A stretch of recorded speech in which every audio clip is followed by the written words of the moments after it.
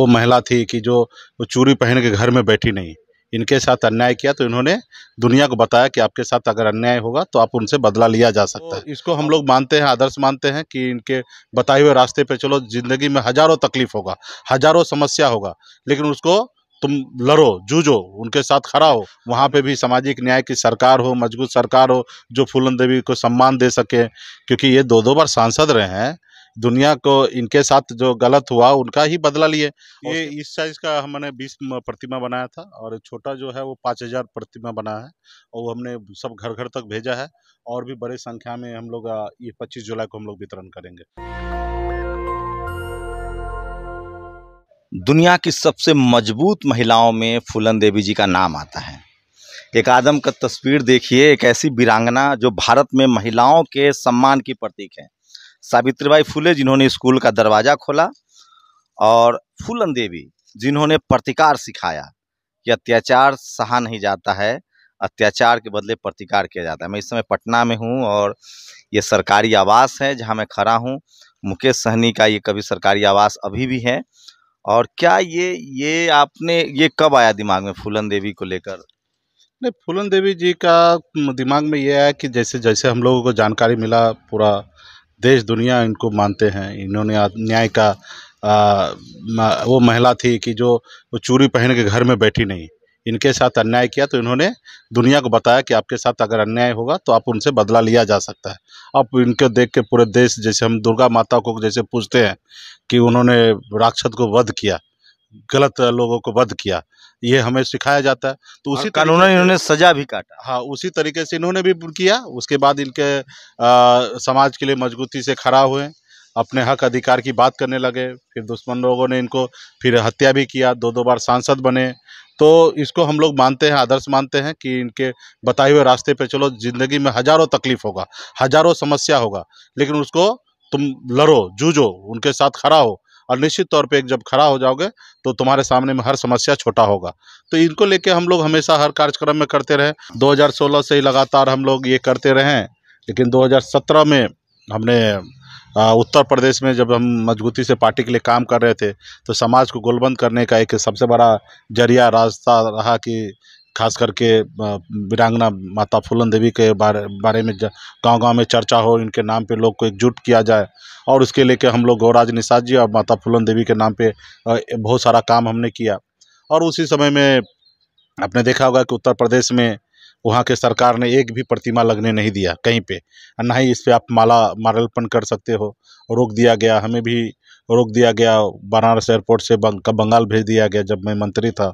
तो उन लोगों के पास ताकत है, सिर्फ यही है कि ये इनके साथ इनको प्रमोट नहीं करें, ये चीज़ नहीं करें। लेकिन हमारे कुल खानदान से, हमारे जाति धर्म में जन्म ली, और उसके हम लोग आदर्श मानते हैं, उसको लेके हम लोग जीते हैं। तो क्या बिहार में भी कभी दबाव आया कि फूलन देवी जी की तस्वीरें नहीं लगाना, इनका चर्चा नहीं? बिल्कुल ही नहीं। खास करके सामाजिक न्याय की धरती है, और माननीय मुख्यमंत्री नीतीश कुमार जी को इसके लिए धन्यवाद देता हूँ कि कभी इस सब चीज़ पे कभी उन्होंने ऐसा कभी किसी जाति धर्म या किसी विशेष व्यक्ति के साथ कभी इस तरीके से बिहार में कभी नहीं ऐसा हुआ है।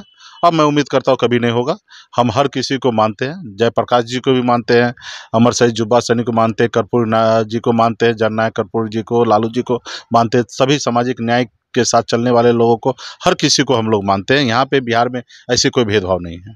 इन गठबंधन की राजनीति में फूलन देवी को एक्सेप्ट करना बड़ा मुश्किल चीज़ है, क्योंकि इनकी जो पूरी लड़ाई है वो इस देश की आधी आबादी के पक्ष में है, लेकिन इनको एक जाति से बांध दिया गया, एक जाति के खिलाफ दिखा दिया जा रहा है। जबकि इनको अर्जुन सिंह की सरकार थी, उन्होंने इनको रिहा किया, कानूनन तरीके से इन्होंने पूरी सजा कंप्लीट की, उसके बाद संसद गई। देखिए वही है, अभी जिनको नहीं मानना वो ना माने, हम क्या कर सकते हैं। हमको मानना है तो हमको कौन रोक सकता है, हम मानेंगे, हम मजबूती से मानेंगे, हम अपने आदर्श मान के पूरा जब तक जिंदगी रहेगा तब तक मानते रहेंगे। समाज में कितना एक्सेप्टेंस बढ़ा है, कितना आप लोग गांव-गांव तक पहुंचा पाए हैं फूलन देवी जी को? बिहार में और उत्तर प्रदेश में 100% घर तक पहुंच चुका है फूलन देवी। इनको हर कोई मान रहा है। अभी 25 जुलाई को भी हम बिहार में एक बड़ा कार्यक्रम करने के लिए जा रहे हैं। फूलन देवी जी के, जी हाँ, उनके शहादत दिवस पे हम लोग 25 जुलाई को बड़ा कार्यक्रम बिहार में करने के लिए जा रहे हैं। हम 2018 में भी 25 जुलाई को बहुत बड़ा कार्यक्रम पटना में हमने किया था, और इस बार भी हम लोग 25 जुलाई को करने के लिए जा रहे हैं। पिछले साल 20 में 21 में हम उत्तर प्रदेश में करने का कोशिश की, लेकिन वहाँ पे सरकार ने रोक दिया और वहाँ का अलग विचारधारा, अलग मानसिकता है, तो खैर उस पर नहीं जाना। हम चाहेंगे कि आने वाले समय में वहाँ पे भी सामाजिक न्याय की सरकार हो, मजबूत सरकार हो, जो फूलन देवी को सम्मान दे सके, क्योंकि ये 2-2 बार सांसद रहे हैं। दुनिया को इनके साथ जो गलत हुआ उनका ही बदला लिए, और उसके बावजूद भी 10 साल सजा काट चुके हैं, ठीक है। उसके बाद भी लोगों ने इनका हत्या कर दिया, और उसके बाद भी लोग इस तरीके से देख रहे हैं। तो आज नहीं, कुछ लोग ही ऐसे मुझे लगता है कि जो नहीं मान रहे। बाकी देश दुनिया में जो अच्छे लोग हैं, अच्छे विचार के लोग हैं, अच्छे समझने वाले लोग हैं, वो सब मान रहे हैं, ऐसी बात नहीं है। सोचिए, टाइम मैगजीन ने फूलन देवी को एक वीरांगना माना है। पूरी दुनिया में फूलन देवी पर रिसर्च हो रहे हैं, पीएचडी हो रही है। जर्मनी की सरकार हो, फ्रांस की सरकार हो, एक महिला के तौर पे इनको प्रतिकार का प्रतीक माना है, जिन्होंने अन्याय को बर्दाश्त नहीं किया, रिटेलिएट किया। लेकिन क्या अपने ही देश में, सोचिए, सावित्रीबाई फुले पर भी कभी गोबर फेंका जाता था। जैसे जैसे इस देश की महिलाएं पढ़ती लिखती जाएंगी, शोषण के खिलाफ आवाज उठाती जाएंगी, फूलन देवी खुद ब खुद उनके प्रतीकों में शामिल होती जाएंगी। फिलहाल बिहार में पूर्व मंत्री मुकेश सहनी, जो वीआईपी पार्टी के राष्ट्रीय अध्यक्ष हैं, उन्होंने फूलन देवी को घर घर पहुंचाने का बीड़ा उठाया है। यूपी में भी मूर्ति लगाना चाह रहे थे। कितनी मूर्तियां बनवाई थी आपने यूपी में? ये इस साइज का हमने 20 प्रतिमा बनाया था, और छोटा जो है वो 5000 प्रतिमा बना है, और वो हमने सब घर घर तक भेजा है। और भी बड़े संख्या में हम लोग ये 25 जुलाई को हम लोग वितरण करेंगे। तो आप लोग अपनी प्रतिक्रिया जरूर दीजिएगा। मैं फिर कह रहा हूँ, जैसे जैसे शोषित वंचित समाज के लोग पढ़ते लिखते जाएंगे, सामाजिक, राजनीतिक और आर्थिक रूप से सशक्त होते जाएंगे, वो अपने महापुरुषों को, जिनको सामाजिक रूप से, राजनीतिक रूप से दफन कर दिया गया है, उनको वो उस पर वो बहस कर रहे हैं। ऐसी ही एक तस्वीर और आप देख रहे हैं, जो जुब्बा सहनी की तस्वीर है, जो स्वतंत्रता सेनानी थे। और कर्पूरी ठाकुर तो अब घर घर सोशल जस्टिस के जो भी चाहने वाले लोग हैं, उनके घर घर तक पहुंच गए हैं। नेशनल दस्तक की लगातार कोशिश होती है कि इस देश में जो जाति की वजह से जिन लोगों का शोषण, दमन किया गया है, उन महापुरुषों को आपके सामने लाया जाए, ताकि आपको पता चले कि भारत का जो इतिहास है वो जाति के नाम पर कितना क्रूएल रहा है, और जाति के आधार पर लोगों ने कितनी लड़ाइयाँ लड़ी है। शंभू कुमार सिंह, नेशनल दस्तक, पटना।